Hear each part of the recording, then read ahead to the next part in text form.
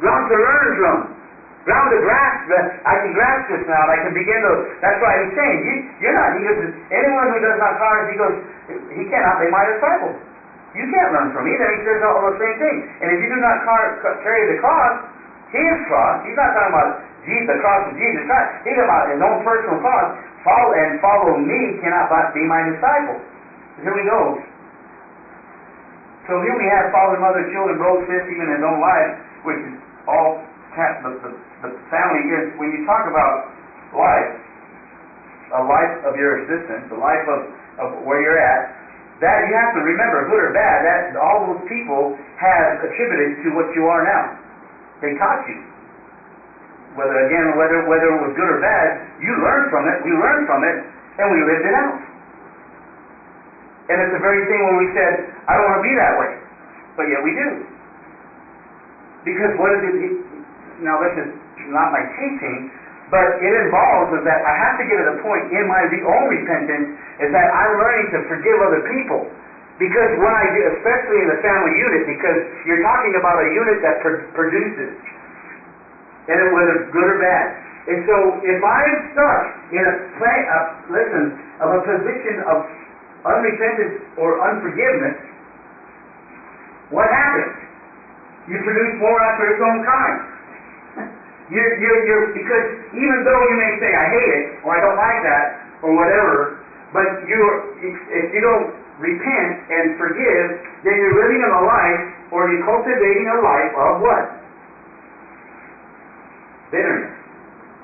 Anger. These start accumulating, then all of a sudden you produce it and you bring it to other people. So that's why, especially when we're talking about relationships, let's talk about the marriage relationship. It is a life of what? Continual forgiveness. And a life of continual repentance. And if not, then people come to me and say, here it is. I'm looking at them, well, I don't know what to tell you.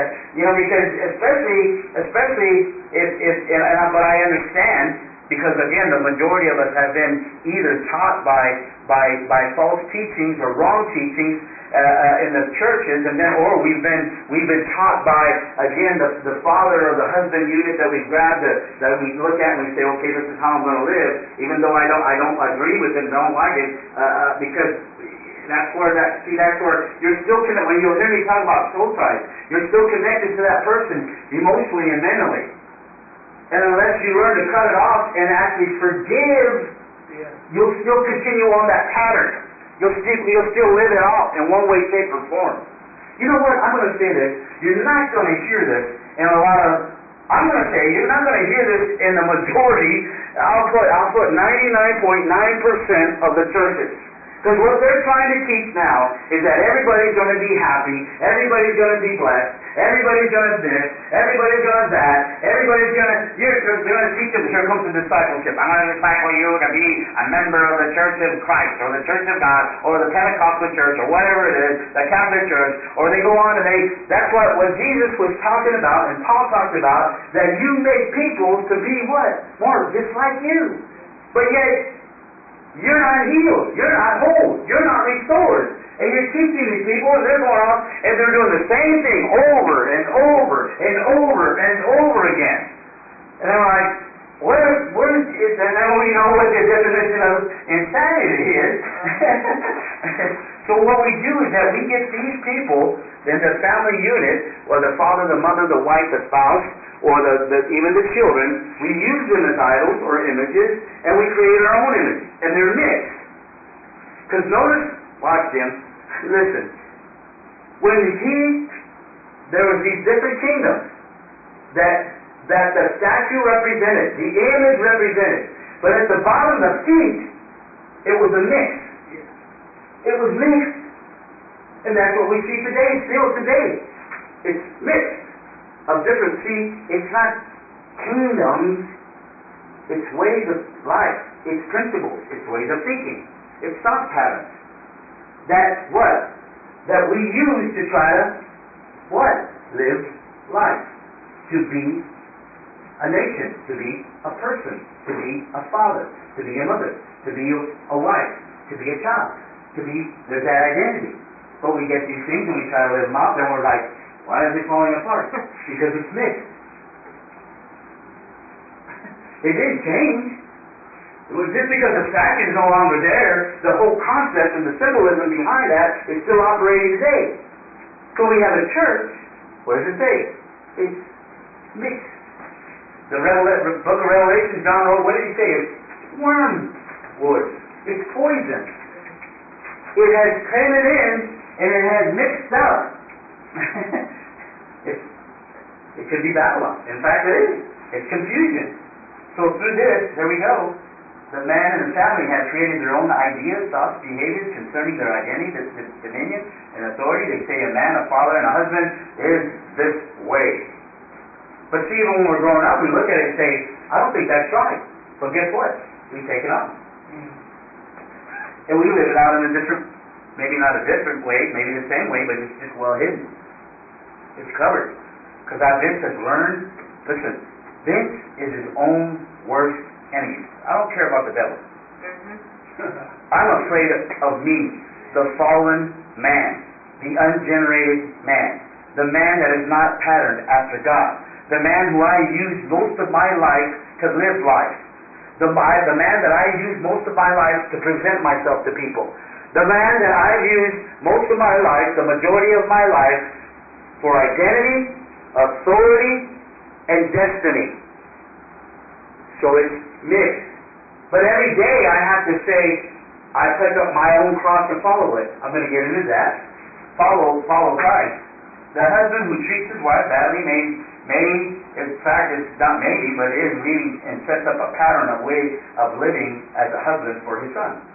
A wife and a mother can set up the same patterns, destructive patterns for their daughters or their sons.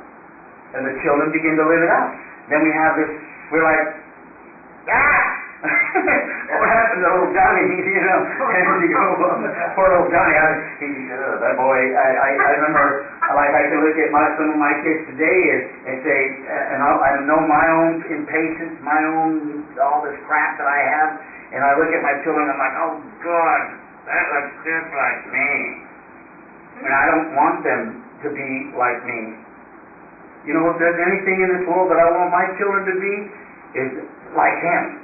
Because like I said, the greatest treasure that I can leave for my children, an inheritance, because honestly, I don't think and I don't believe I'm going to be able to leave them in any earthly inheritance. But I can leave them a godly one, that when I'm gone off this earth, that they will learn to depend on Christ and God, and live as examples after His pattern, of His images. That's the most important thing to me. That's the most, and not only that, for them, but then for my other loved ones. The people who come here, the people that don't come here, the people who I talk to in the bar, the people who I talk to, now that's going to go over good on the CD, Jim, the people that I talk to outside of the church building. Now, it's a shame that I would have to watch what I say on these recordings, but because not everybody's on the same page, man. They're still caught up in, the do's and don'ts of your Christianity. All do so in attempts to fulfill, again, the identity and the dominion and the destiny. And again, when I talk about the dominion or the authority God has given us, it is not talking about, it's not talking about control. It's not talking about that.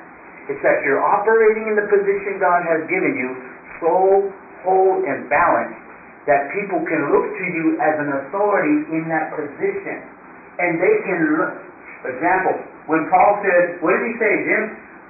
He says, follow me as I follow Christ. He said, when you see me walking that, follow me. Come after me. I'm an example to you. That's why he would look at the others and they were saying, well, I don't know if he doesn't talk very effectively. He doesn't look very powerful. He's show. They were telling him he's really shy and he's timid. But look at us. Look at how we talk. Look at what we do. Look at our miracles. He called them super apostles.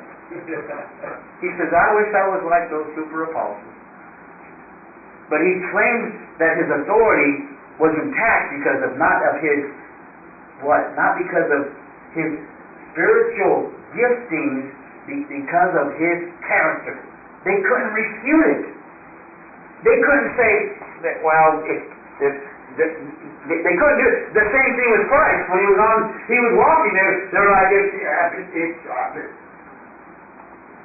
please, let me say this.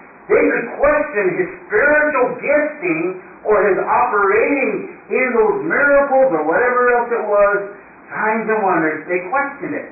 But there was one thing they could not question, was his character. That's why the people would say, I want to listen to him. I want to follow him.